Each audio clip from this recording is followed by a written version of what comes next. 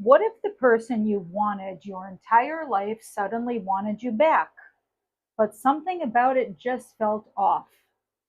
Not in a this is too good to be true way, but in a way where your instincts are quietly screaming that something has shifted and not in a good direction.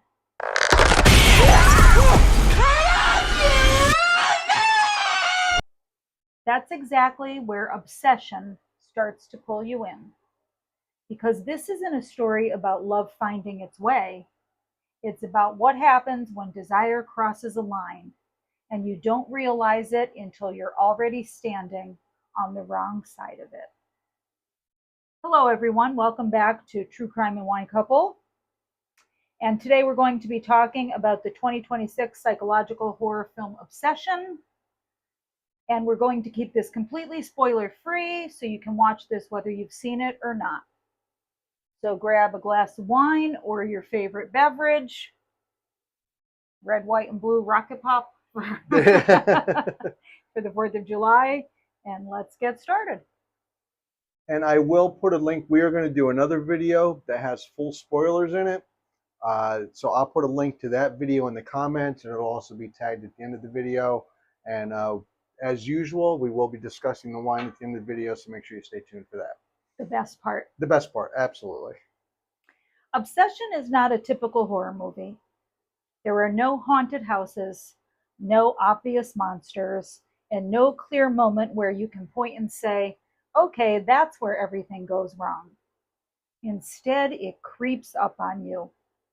It starts grounded, emotional, almost relatable, and then slowly shifts into something deeply uncomfortable. Or it tries to anyway. Yeah. The kind of story that makes you question not just the characters, but what you think love is supposed to feel like. One wish, Willow. You only get one wish. I wish Nikki Freeman loved me more than anyone in the entire world.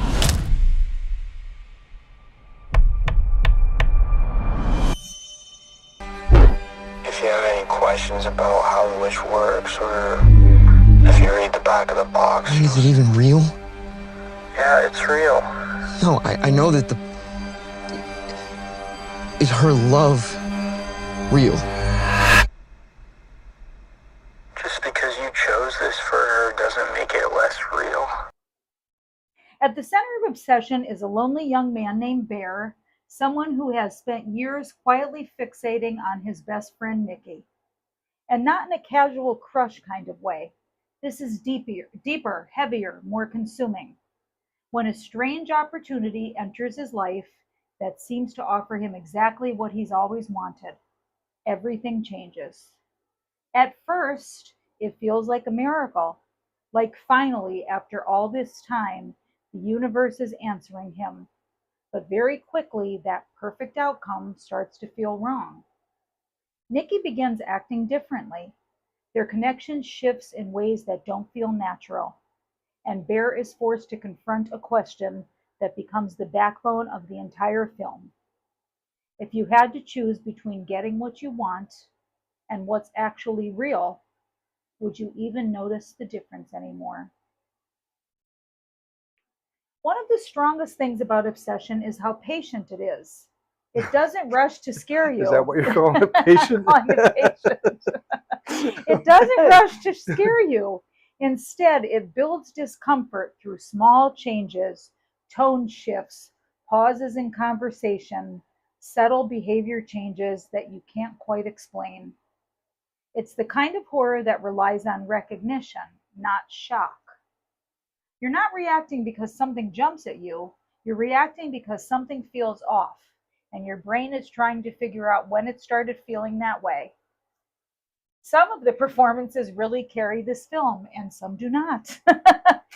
Bear is written in a way that feels painfully human, in that uncomfortable middle space where his intentions are understandable, but his choices are not. Nikki's character is also fascinating because she becomes the emotional center of the story without ever fully feeling like she's in control of it. Well, she had no control over any of it. And that's where the film gets under your skin, or pretends to or Yes. wants to. Wants to, I Because think. it starts asking questions about autonomy, attachment, consent, and what it really means when someone says they love you, but only under very specific conditions. Visually, the movie leans into restraint. Muted tones, quiet spaces, long silences, long, slow silences. Nothing feels overly stylized. It feels like it could be happening in a real home between real people. Yes, it's very ordinary slice of life kind of They probably until rented stuff an goes Airbnb down. and did it in there. I mean, it was what, a $750,000 Yes, it was budget. very So low budget. At its core, obsession is not really about romance. It's about fixation. Love leaves room for distance, for change, for autonomy. Obsession doesn't. The film plays heavily with that idea, how easy it is to convince yourself that wanting someone intensely is the same as caring about them.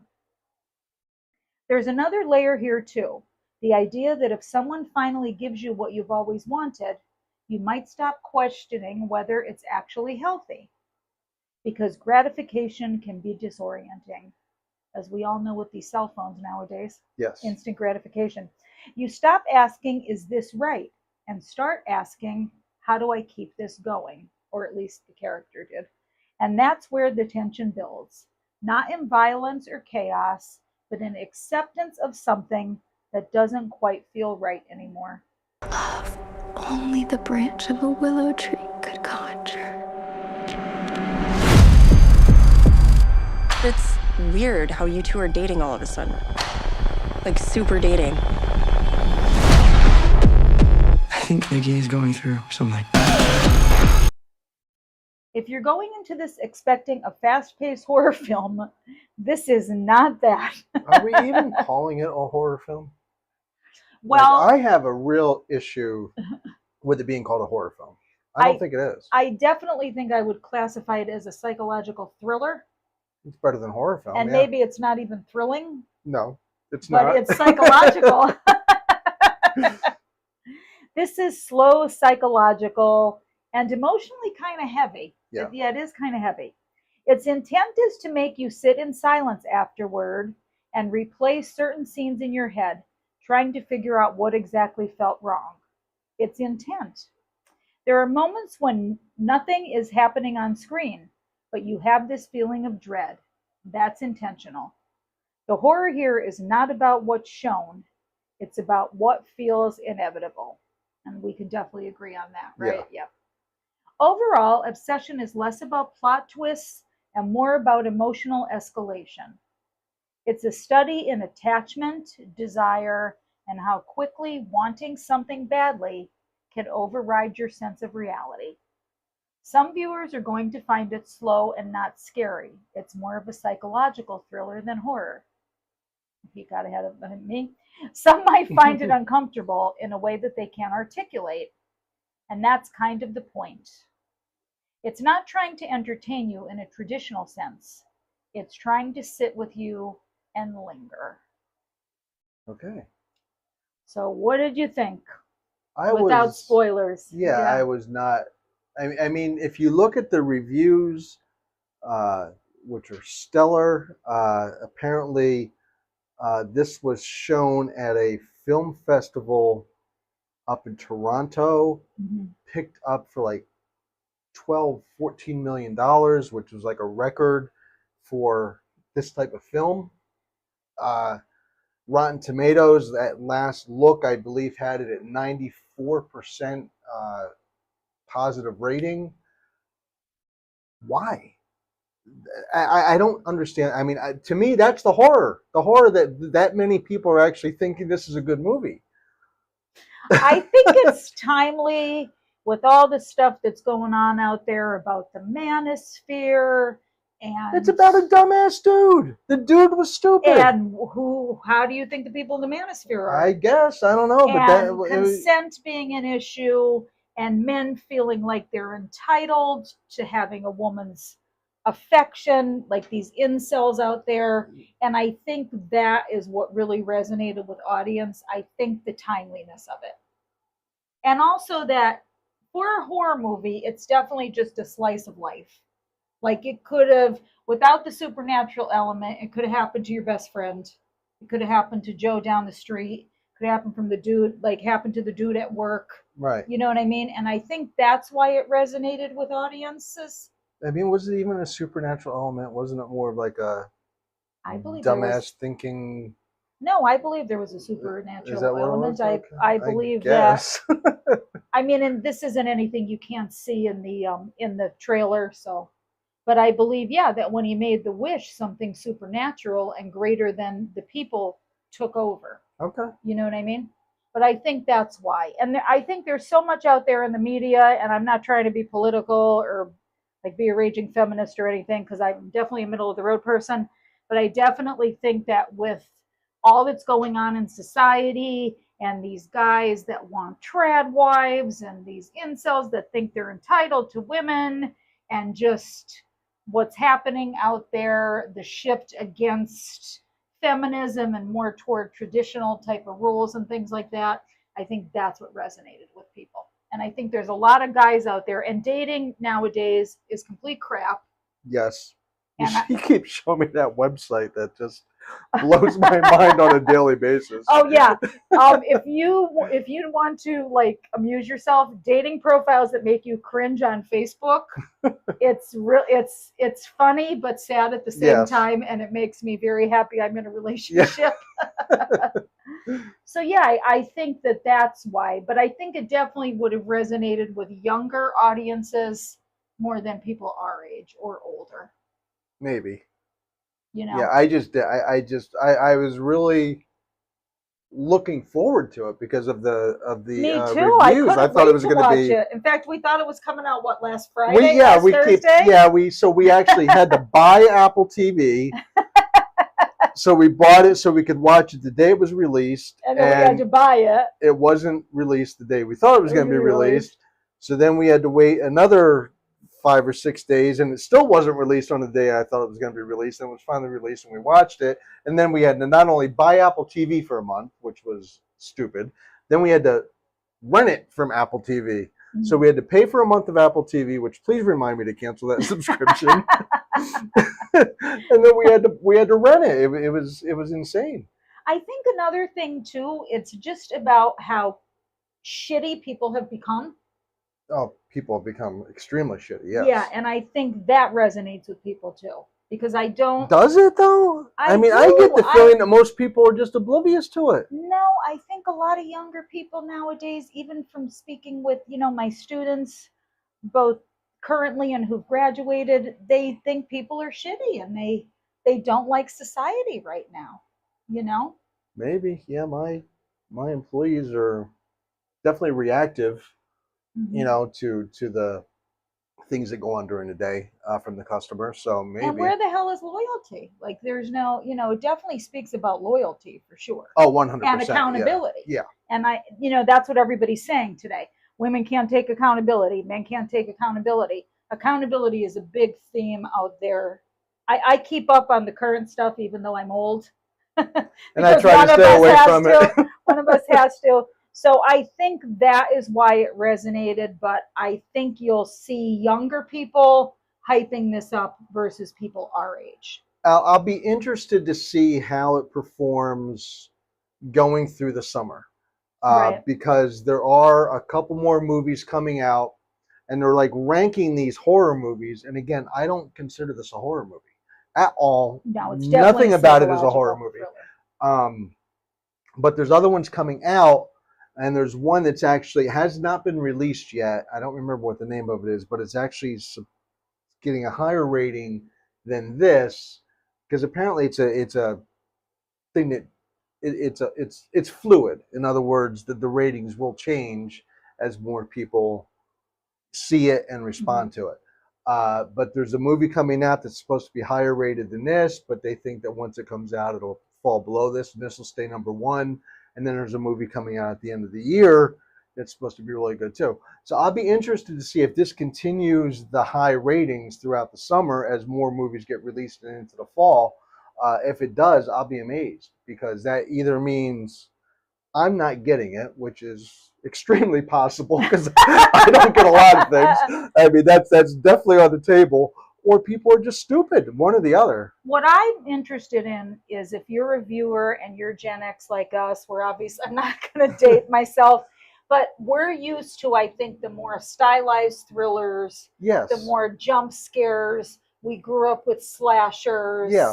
The good old days. The good old, right, exactly. And I think that this is not going to appeal to an audience of our age. No.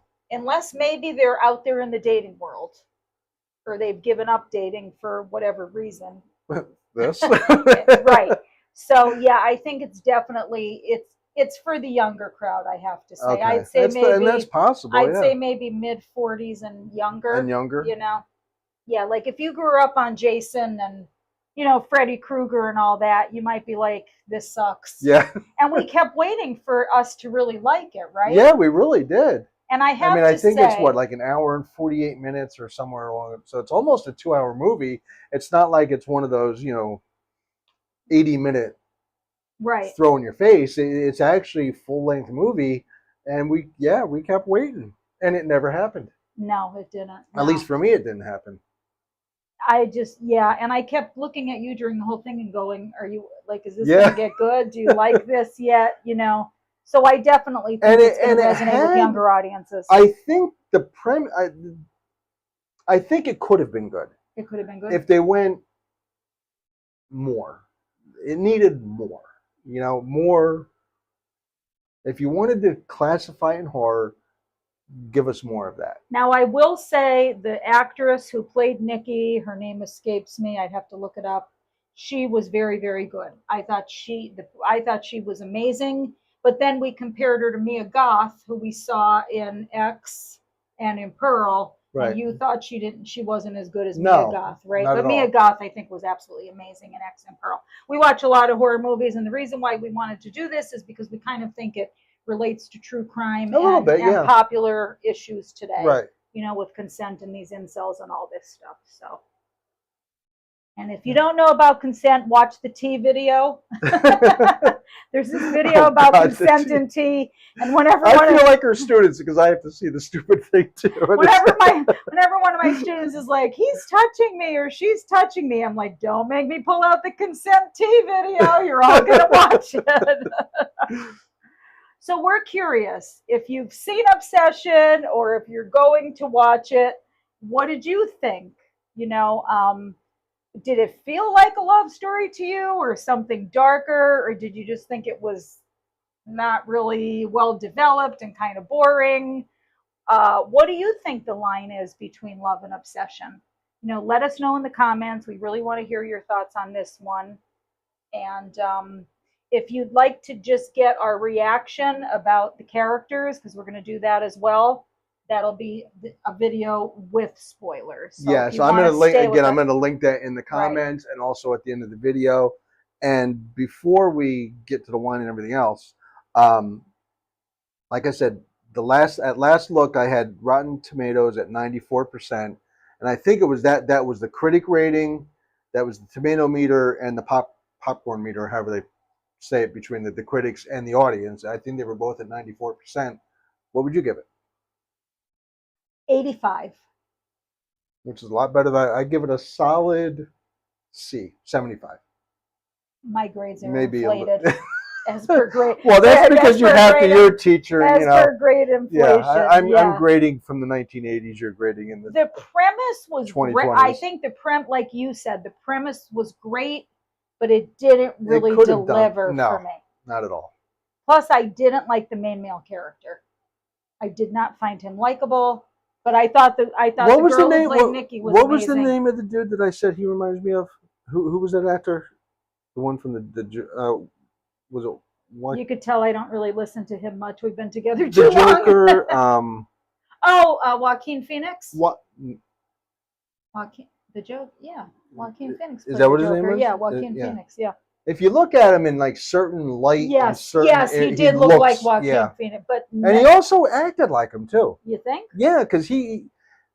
Well, Joaquin Phoenix won an Oscar. That's no, I understand that, but the way he like his moods and it just reminded me of him. I thought he was very much like him.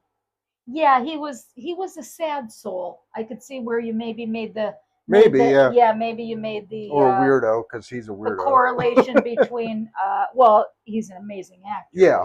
Too. So before we get to the wine, let me just wrap this up that we talk about the wine. So yeah, let us know in the comments. We really want to hear what people thought, because especially drop your age or your generation. Yes. And then you can prove my theory. Yep. Yeah. If you enjoyed this breakdown, make sure to like, subscribe, and stick around for more true crime, pop culture, and of course, wine. And don't forget, pour yourself something good tonight, because this one might sit with you like the best age vintage. or you might forget about the whole damn thing. like you do when you drink Boone's Farm. But please do comment if you watch this, because I really want to hear people's opinion on this. So do I, because I would like, and if you really liked it, please let us know why. Yeah, we're just not getting it, or at least I'm not. Yeah, like I said, the premise is there, but it doesn't deliver on the premise. Exactly. But hey, the dude made a freaking fortune. Curry, his first name is? Yeah. Curry Barker. Yeah, he made a fortune with a little bit of money. So $750,000, and it gets bought for 14. Yeah, you got to give him I'm credit sure he's for getting, that. whatever royalties or whatever off of the.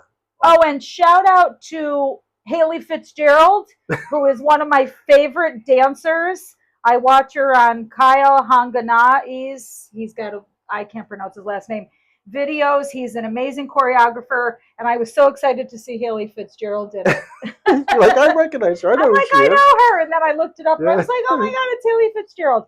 Yeah, he does his choreography is amazing. If you watch any of that, also comment on that if you love Kyle's choreography, because I think it's awesome, and I think Haley Fitzgerald is awesome. I think you have a YouTube issue.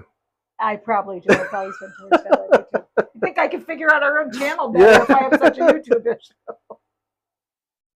And now the wine. Yes, the wine from your favorite winery, Montezuma Winery, up in the Finger Lakes. I think it's at the top of, is it Cayuga or Seneca? It's at the top of Cayuga. Yep. He always says Cayuga. I always say it wrong, and you know the movie The K. I'm going to say I'm going to do it on purpose. That's what I'm going with sure that. you do, just to annoy me. I'm going with that. But this is what? I can't read it. This is Fat Frog Bubbly Watermelon. What do you think of it? It's amazing. We got it because you liked it, of course. Yeah, it's sweet, but it's got a little bit of tartness to it. And it's not super sweet. It's not super sweet. Like it wants to be dry. Finish. It's a little bit sweet on the finish. Yeah, but it wants to be dry. It wants to be drier. I think it's the tartness. Because watermelon, it's a weird tart kind of watermelon. Yeah. You expect watermelon to just be flat out sweet. Right. And this has a tartness to it. No, this is very good. And if you visit this winery, it's grown tremendously since it sucks. since we first started going. But they have really good fudge. Yes, they do. They now have a distillery. It's a whole family. Like the family that owns it has a bunch of different wineries up in the Finger Lakes. Also has a couple distilleries. I think it's the Martin family, I believe it is. But I think they also own that one that had the donkey. That remember that donkey? The donkey? Yeah. I know I say it weird. I understand that. Pompous Ass. No. Oh. Remember the other one? We went and you said there used to be a donkey in the back. Yes. Swedish Hill. Yes. Yeah. I think they own that too. Okay, gotcha. I believe. Okay. I don't know why he can't say donkey. I don't know. It's a donkey. I don't know what I'm going to tell you. And they have excellent charcuterie. Yes, they do. Yeah, that was very good. That's what I call charcuterie. It used to be a small little tasting room. It was just packed full of crap. They commercialized it like everything else. Like everything else, yeah. But now it's huge. But the charcuterie was darn good, I have to say. That bread was very good. And their fudge is really good. Oh, the fudge. You name the flavor. Whatever flavor of fudge you want. Yes. Yep. The only better place for fudge is Uranus Fudge. Yeah, Uranus Fudge, yes. In Indiana. Yeah. It's another video. The best fudge is in Uranus.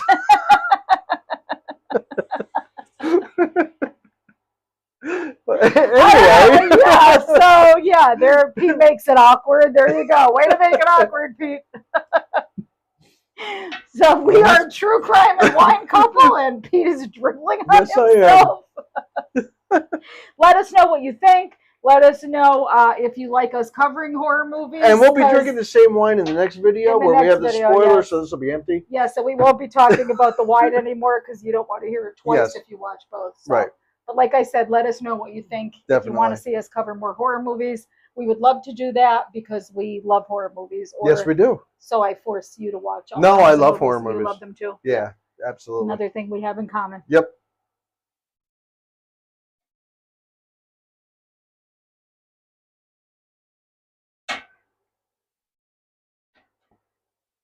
That goes to your head. It's the bubbly. Yeah.